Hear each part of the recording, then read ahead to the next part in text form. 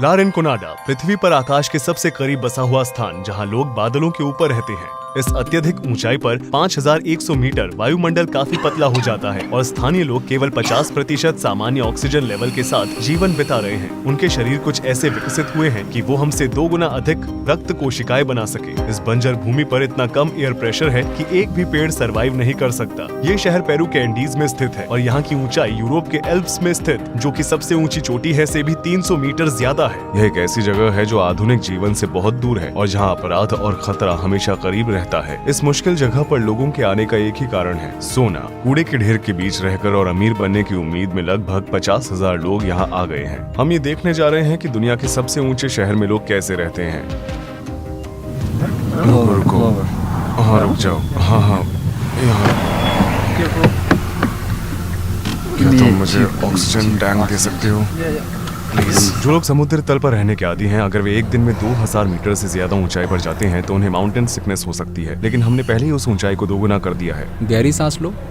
सिर दर्द, चक्कर आना और जी मचलाना इसके पहले लक्षण हैं। बाद में खांसी आती है जो आपको सांस लेने में तकलीफ होने की वजह से होती है। तेजी से बढ़ने वाली ऊंचाई की बीमारी के कारण फेफड़ों में तरल पदार्थ जमा होता है। तुरंत सहायता प्राप्त करना बहुत जरूरी है। जो लोग अधिक ऊंचाई पर रहते हैं वे सांस लेते समय लगभग 2 गुना पानी खो देते हैं, इसलिए बहुत सारा पानी पीना महत्वपूर्ण है। यहाँ की ऊंचाई देखो दोस्त, वो पहाड़ उस बादल जितना ऊंचा है तो हम बादलों के ऊपर जाएंगे।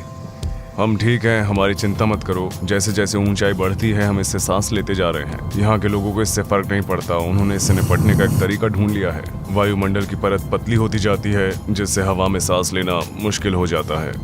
हमें इसकी आदत हो जाएगी। हम जिस स्थान पर जा रहे हैं वो एक माइनिंग शहर है। बस्ती की जमीन और खेती का पानी साइनाइड और मर्क्यूरी जैसे खतरनाक केमिकल से दूषित हो गए हैं, जिनका इस्तेमाल सोने को प्रोसेस करने के लिए किया जाता है। इसलिए हमने अपनी यात्रा शुरू करने से पहले हमारे साथ ढेर सारा खाना और साफ पानी ले लिया है। हम यही पैदा हुए हैं और हमने इस ऊंचाई के लिए खुद को अच्छे से ढाल लिया है। हमारे खून में ऑक्सीजन का सामान्य लेवल 95 से 100% के बीच होना चाहिए। जब ऑक्सीजन का लेवल 80% से नीचे चला जाता है तो ये महत्वपूर्ण अंगों को नुकसान पहुंचाता है। मैं अपने ऑक्सीजन लेवल को 72% पर वापस लाने की कोशिश कर रहा हूँ, लेकिन ये केवल थोड़े समय के लिए ही काम करेगा क्योंकि हम हर मिनट ऊपर जा रहे हैं।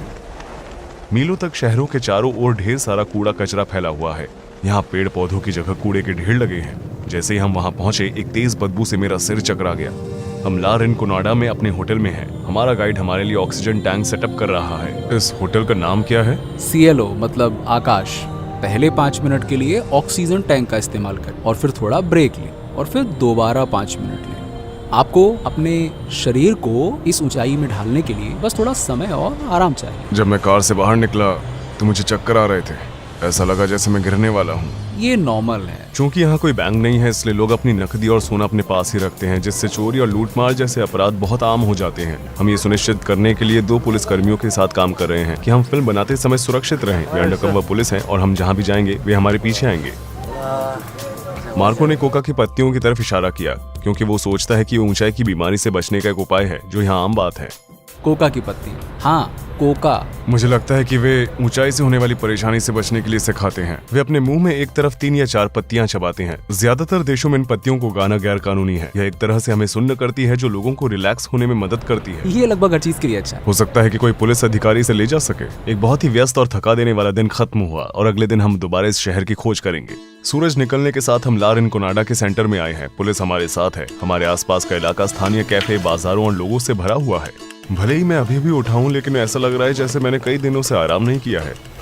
चलना मुश्किल हो रहा है क्योंकि मुझे चक्कर और उल्टी जैसा महसूस हो रहा है। शुष्क हवा से मेरे गले में खराश और मेरे होंठ फट चुके हैं। जैसे जैसे दिन निकलने लगा हमें सड़कों पर कूड़े के ढेर दिखाई देने लगे। भले ही ये गर्मी का मौसम है, लेकिन फिर भी यहाँ जमीन जमी हुई है। इस जगह पर जहाँ रात का तापमान -10 डिग्री सेल्सियस तक गिर जाता है, लोग बिना बिजली या हीटिंग के पतरे के झोपड़ियों में रह रहे हैं। इन घरों में कोई किचन या बाथरूम नहीं है और हजारों लोगों को अपनी निजी जरूरतों के लिए पब्लिक टॉयलेट्स का इस्तेमाल करना पड़ता है। शहर के ऊपर जा रही जाल की तरह दिखने वाली ये नलियां पानी को ग्लेशियर से शहर तक लाती हैं। यहाँ पर लगभग कोई भी मूल रूप से इस जगह का नहीं है। ज्यादातर लोग पेरू के अन्य हिस्सों से खुदाई से अमीर बनने का सपना लेकर यहाँ आए हैं। 2001 और 2012 के बीच सोने की कीमतें 6 गुना बढ़ी, जिसके कारण बड़ी संख्या में लोगों ने इस क्षेत्र का रुख किया। लेकिन यहाँ रहने वाले 50,000 लोगों को भयानक हालात से जूझना पड़ता है। बढ़ती जनसंख्या को संभालने वाली सुविधाओं के निर्माण के लिए कोई काम नहीं किया गया है। हर दिन हजारों लोग अपना कचरा सड़कों पर फेंक देते हैं, जिससे वे कूड़ेदान की तरह तरह दिखती है। इस कूड़े को उठाने के लिए कोई सरकारी सेवाएं नहीं है, लोग अपने दम पर हैं। सबसे ज्यादा डरावनी समस्या ये है कि यहाँ कोई सीवरेज सिस्टम नहीं है, गंदा पानी सीधे सड़कों पर बहता है। इस फुटबॉल मैदान पर असली घास नहीं है, ये सब आर्टिफिशियल है, क्योंकि इतनी ऊंचाई पर पेड़ पौधे जीवित नहीं रह सकते। ये शहर ला बेला डी ओरमिएंटे नामक पर्वत के पास स्थित है, जिसका मतलब है स्लीपिंग ब्यूटी। क्या आप इसे देख सकते हैं? चेहरा और शरीर, ये एक सोई हुई औरत के आकार का पर्वत है। शहर अपनी ग्रे इमारतों के साथ आकाश में विलीन हो जाता है। हर सुबह वर्कर्स कई किलोमीटर तक पैदल चलकर खदानों तक पहुंचते हैं। इन गुफाओं में काम करना बहुत मुश्किल है, क्योंकि ये खतरनाक गैसों से भरी हुई है। ला रिनकोनाडा का एक अलग नाम द डेविल्स पैराडाइज है। ऐसा इसलिए है क्योंकि यहाँ की खदानें आपराधिक कंपनियों द्वारा चलाई गई है। बिना इजाजत के सुरंगों के अंदर जाने वाले को गोली मारने के आदेश है। हम इन खदानों को अंदर से देखना चाहते हैं, भले ही लोगों ने हमें ऐसा न करने की चेतावनी दी है। तो हम ये देखने की कोशिश करेंगे कि वो काम कैसे करते हैं। हमारे दोस्त ने कहा है कि शायद हम करीब जा सकते हैं। क्या आप उस महिला को देख सकते हैं? महिला? हाँ, वहाँ एक महिला है। वे बचा हुआ खाना इकट्ठा करती हैं। हाँ, महिलाओं को खदानों में काम करने की इजाजत नहीं है। स्थानीय लोगों का मानना है कि अगर कोई महिला स्लीपिंग ब्यूटी के सोने को छूती है तो उससे जलन होगी और भूकंप जैसी बुरी घटनाएं घटेंगी। वे खदानों के बाहर फेंके गए पत्थरों में सोना खोजकर अपनी रोजी रोटी कमाती हैं। पहाड़ पर सोना खोज रहे बच्चों के गालों पर फ्रॉस्ट बाइट के निशान देखे जा सकते हैं।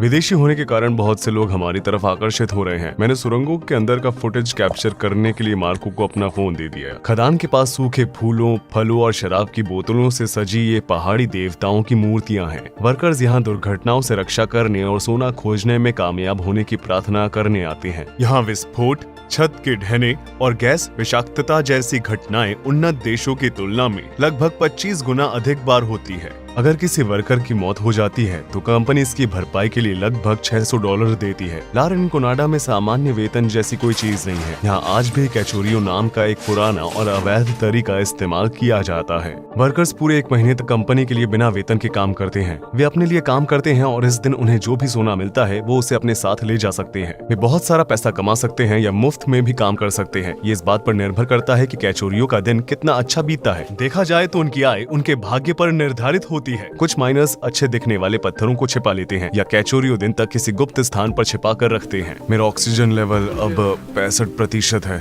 जो नॉर्मल से काफी कम है। मैं ज्यादा सांस ले रहा हूँ और मेरी हार्ट रेट 120 से ज्यादा हो गई है, जबकि यह 80 और 100 के बीच होनी चाहिए। अभी एक स्थानीय व्यक्ति उसका ऑक्सीजन लेवल चेक कर रहा है। उसके परिणाम मेरे परिणामों से कहीं बेहतर है। 82% ऑक्सीजन और 97 की हृदय गति। मैं अब और बर्दाश्त नहीं कर सकता। मैं कुछ ऑक्सीजन लेने के लिए होटल वापस जा रहा हूँ। मैंने गर्म रहने के लिए अपना कोट पहन रखा है, क्योंकि वहाँ कोई हीटिंग नहीं है। अब हमें शहर के खतरनाक नाइट लाइफ का पता लगाने और कुछ माइनस से बात करने के लिए कुछ घंटे इंतजार करना होगा। आराम करते हुए मैं आपको सोने की असली कीमत के बारे में बताना चाहता हूँ। 8 ग्राम की सोने की अंगूठी तैयार करते समय लगभग 20 टन कचरा तैयार होता है। पहाड़ की चोटी पर सोने के लिए निकाले गए पत्थरों से एक एसिड माइन झील तैयार हुई है। आयरन सल्फेट से भरपूर ये पत्थर पानी और हवा के संपर्क में आने पर ऑक्सीडाइज हो जाते हैं, जिसके कारण ऐसा गहरा लाल रंग मिलता है। झील के किनारे रहने वाले लोग मर्क्यूरी और साइनाइड से दूषित पानी में अपनी फसलें उगाते हैं और अपने जानवरों को पालते हैं। यहाँ रहने वाले लोगों की औसत उम्र सिर्फ 35 साल है, लेकिन इसके लिए सिर्फ केमिकल्स ही जिम्मेदार नहीं है। इस ऊंचाई पर आपको हर सांस में लगभग 50% कम ऑक्सीजन मिलती है। इसलिए ला रिनकोनाडो निवासी का खून एक औसत व्यक्ति की तुलना में 2 गुना गाढ़ा होता है, जिससे हमारे शरीर को पर्याप्त ऑक्सीजन नहीं मिलती और दूसरी गंभीर बीमारियां हो सकती हैं। एक मुश्किल दिन के बाद माइनर्स टाउन सेंटर की ओर भाग रहे हैं। यहाँ केवल कुछ ही सड़कों पर बिजली उपलब्ध है, जिससे शहर का बाकी हिस्सा अंधेरे में रहता है। सभी माइन वर्कर्स यहीं पर हैं, खरीदारी कर रहे हैं और एक दूसरे के साथ मेलजोल बढ़ा रहे हैं। चारों ओर स्टॉल और छोटी छोटी दुकानें हैं और यहाँ स्ट्रीट फूड, कपड़े, घरेलू सामान जैसी चीजें बिक रही हैं। बच्चे देर रात तक एक साथ बाहर खेलते हैं।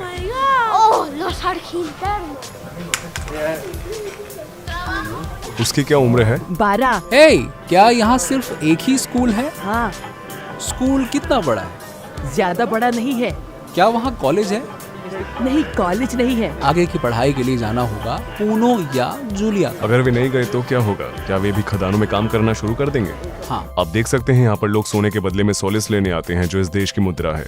अभी हम दूसरे एक्सचेंज ऑफिस में हैं। लुटेरों और हमलावरों से बचने के लिए इन्होंने काउंटर के सामने लोहे की सलाखें लगाई हैं। अब हम देखेंगे कि वे सोने को कैसे कन्वर्ट करते हैं। मुझे थोड़ी सांस लेने दो यार। आप जो टुकड़ा देख रहे हैं वो एक वर्कर की पूरे महीने की मेहनत का नतीजा है।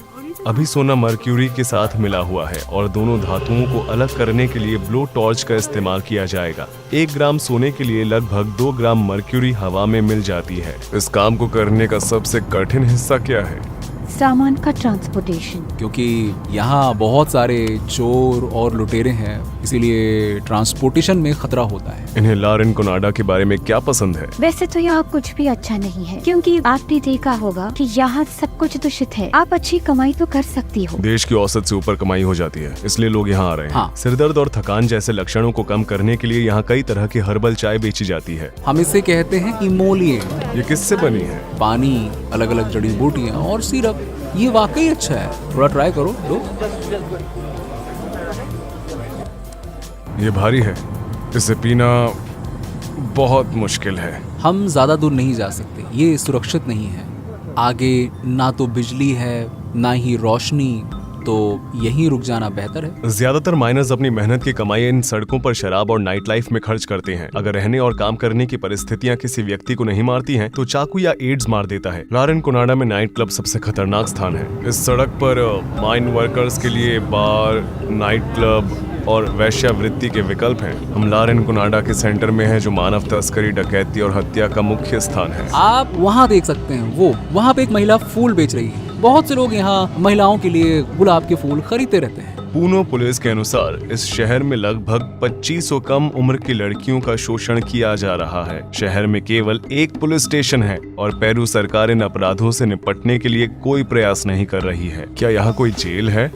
नहीं, यहाँ एक छोटी जगह है जिसे हम कैला बोजो कहते हैं। छोटी सी जगह है। शहर में कोई अस्पताल तो होगा, है ना? हाँ, छोटा, एक बहुत छोटा क्लिनिक है, लेकिन उसमें सिर्फ 2 या 3 कमरे हैं। अब हम एक माइनर से मिल रहे हैं जो 12 सालों से लारेन कोनाडा में काम कर रहा है। वो शहर के एकमात्र जिम का मालिक भी है। दिन भर की कड़ी मेहनत के बाद कुछ माइनर्स अपना पसीना बहाना जारी रखते हैं। रामिरो खुशकिस्मत माइनर्स में से एक है। आपको अब तक मिला हुआ सोने का सबसे बड़ा टुकड़ा कितने ग्राम का था? 200 ग्राम। उन्होंने कहा कि उन्हें एक ही टुकड़े में 200 ग्राम सोना मिला था। ये काफी बड़ी मात्रा है। क्या आप शादीशुदा हैं? हाँ, मेरे 3 बच्चे हैं। वे यूनिवर्सिटी में पढ़ते हैं। क्या आप अपने बच्चों को खदानों में काम करने की सलाह देंगे? नहीं, ये बहुत खतरनाक है। यहाँ माइनर्स को लूट लेते हैं। ऊंचाई का आपके शरीर पर क्या असर होता है? हाँ, जैसा कि आप जानते हैं, भले ही मैं पुणे से हूँ, फिर भी मुझे यहाँ तकलीफ होती है। इसलिए यहाँ 5000 मीटर्स पर आना और भी चुनौतीपूर्ण है। पहले कुछ पाचन समस्याएं होती हैं और 3 दिनों तक शरीर में दर्द रहता है। 3 दिनों के बाद हमारा शरीर इसके अनुकूल हो जाता है। औसतन एक माइनर कितना पैसा कमाता है? यह बदलता रहता है, कभी ऊपर कभी नीचे, नीचे और ऊपर होता रहता है। तो हर व्यक्ति 2000 या उससे थोड़ा ज्यादा कमा सकता है। खदानों में काम करने से आपके हाथ बहुत प्रभावित होते हैं। एक बार पत्थर से सोना अलग करने की कोशिश करते समय मुझे चोट लगी थी। मैं दूसरा पत्थर मार के उसे अलग कर रहा था और अचानक बैम! यहाँ अक्सर चोट लगने का जोखिम रहता है। क्या कभी कोई माइनर मारा गया है? यह अक्सर होता रहता है। लोग कहते हैं कि खदानें मजबूत लोगों के लिए है, हालांकि उनका मतलब सिर्फ मांसपेशियों की ताकत से नहीं है। मुख्य रूप से ये मानसिक शक्ति, लचीलेपन, महारत और ऊंचाई पर सोच पाने के बारे में है। ये इतना आसान नहीं है। हम समुद्र तल से 5000 मीटर ऊपर हैं। भले ही लारेन कोनाडा आने और सोने का एक बड़ा टुकड़ा खोजने का सपना बाहर से आकर्षक लगता है, लेकिन ज्यादातर माइनर्स और उनके परिवार कभी भी वो दौलत हासिल नहीं कर पाते जो वे चाहते हैं। पेरू सरकार सोने की खदानों में अवैध कारोबार और वर्कर्स के साथ हो रहे दुर्व्यवहार के बारे में सालों से चुप है। इन सभी स्थितियों के बावजूद लोग दुनिया की सबसे ऊंची बस्ती में बेहतर जीवन का मौका तलाशते रहते हैं। देखने के लिए धन्यवाद। सब्सक्राइब करना न भूलें ताकि आप नई डॉक्यूमेंट्रीज को मिस न करें। अगले वीडियो में मिलते हैं। रूही चैनत यहाँ पर था।